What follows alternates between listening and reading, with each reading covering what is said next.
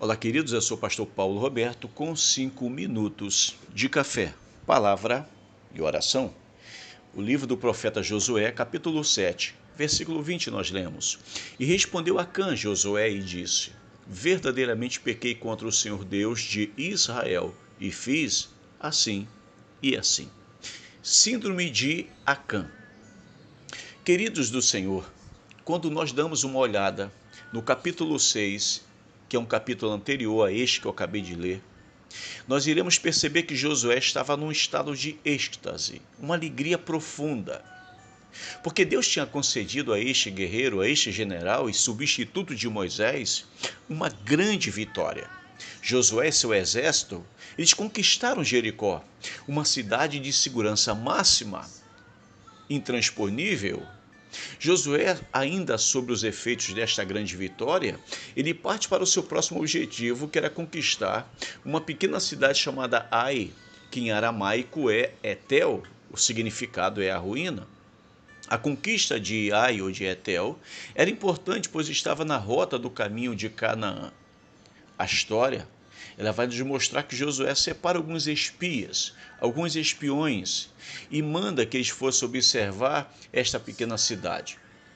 Quando eles voltaram, trouxeram boas notícias. O capítulo 7, versículo 3, a gente lê desse jeito.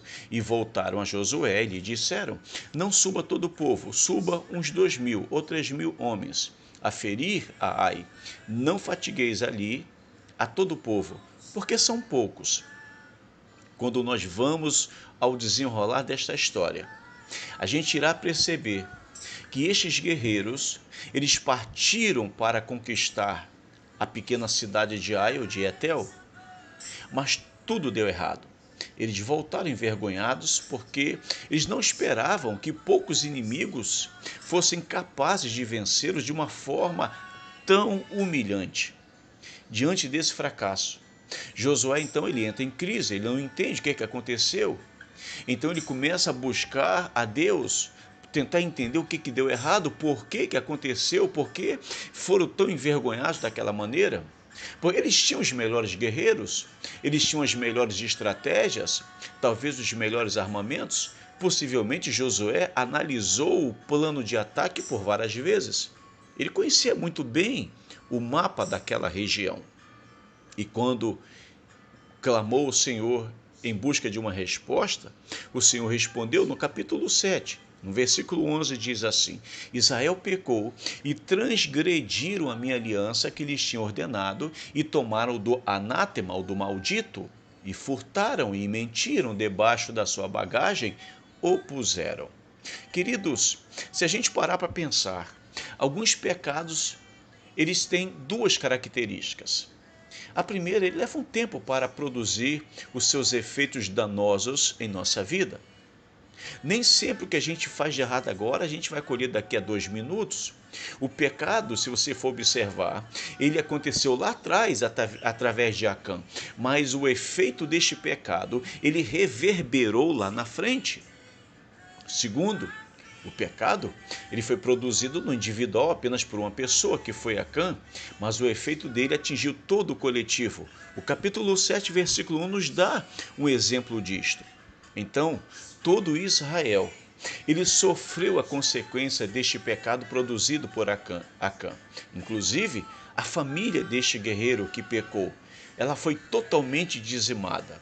Quando nós olhamos no capítulo 7, versículo 24 e 25, nos mostra o que aconteceu com esta família por causa de um membro ter pecado diante de Deus. Olha o efeito que este pecado produziu. Então, amados do Senhor, nesta semana, eu estarei falando exatamente sobre a síndrome de Acã. É o assunto da semana, síndrome de Acã. Eu estarei abordando alguns pontos que servirão para nossa reflexão. O que será a síndrome de Acã?